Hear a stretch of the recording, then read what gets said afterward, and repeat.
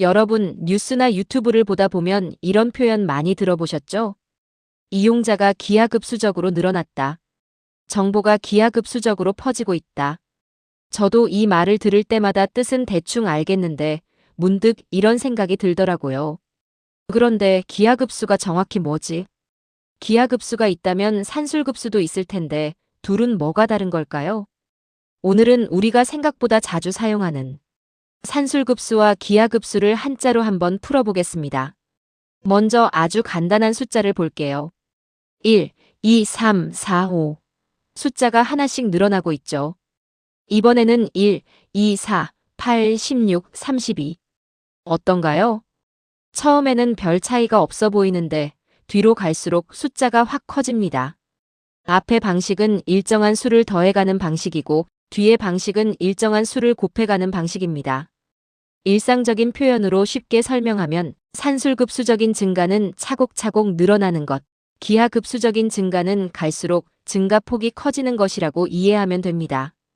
그럼 한자를 살펴볼까요? 산술급수는 산술급수라고 씁니다.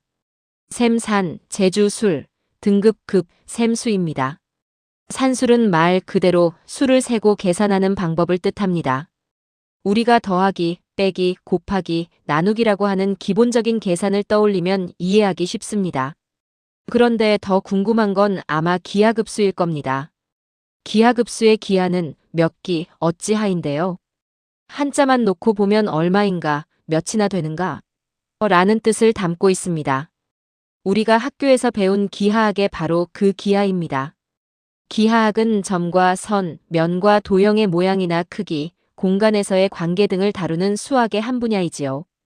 그렇다면 왜 우리는 무언가가 아주 빠르게 늘어날 때 기하급수적으로 늘어났다, 이렇게 말하는 걸까요? 예를 들어볼게요. 매달 저금통에 10,000원씩 더 넣는다고 해보겠습니다. 1만원, 2만원, 3만원, 4만원. 일정한 양만큼 차곡차곡 늘어납니다. 그런데 어떤 것이 매번 2배가 된다면 어떨까요? 1, 2, 4, 8, 16, 32, 64. 처음에는 별로 차이가 없네 싶습니다. 그런데 조금만 지나면 이야기가 달라집니다. 10번 정도만 반복해도 숫자가 엄청나게 커지지요.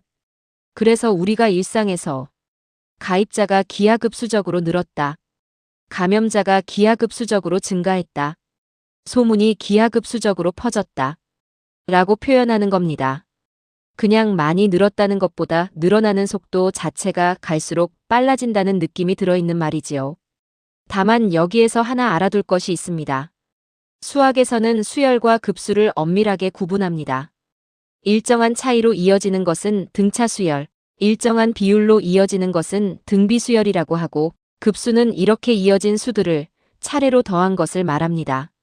따라서 우리가 평소 사용하는 기하급수적으로 늘어난다라는 표현은 수학 교과서의 정의를 그대로 말한다기보다 어떤 양이 일정한 비율로 불어나 갈수록 매우 빠르게 커지는 모습을 나타내는 일상적인 표현으로 이해하는 것이 좋겠습니다.